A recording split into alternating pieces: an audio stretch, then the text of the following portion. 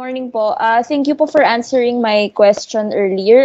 Follow up lang po, you said na magkakaroon na lang po ng discussion or clarification with the schools with regard to the workload of our students. Does this mean na hindi na po masusundan yung schedule na nakalagay po sa module nila? Kasi according po sa mga magulang na nakausap ko, may schedule po na nakalagay sa modules. Hindi po ba madidisrupt ito kapag nagkaroon pa ng discussions or magkakaroon po ba ng permanent changes to these modules para po maiwasan ang burnout among students and parents? Thank you po.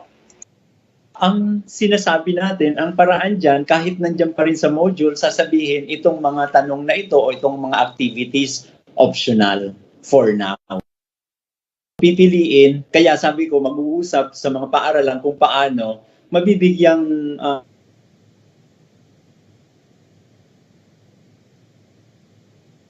guys sa ating self-learning modules. While ideally, yun talaga yung best way to develop the concepts, pero nga kung overwhelming yun, mabuti yung ibang nagdesisyon ng rotational use kasi instead na 8 subject ay 4 lang yung inaaral.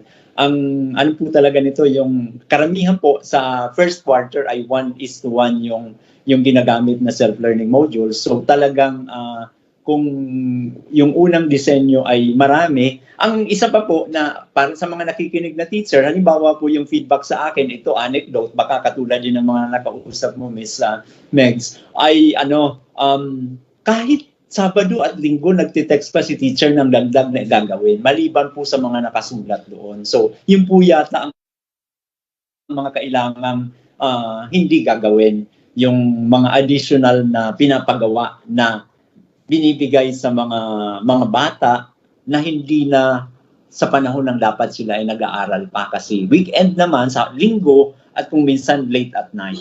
Nasasabihin bukas kailangan masubmit nyo na ito. I think mas mas ginagamit sa mga nasa online mode.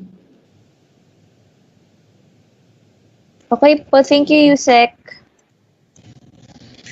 Maraming salamat po, Miss Meg. And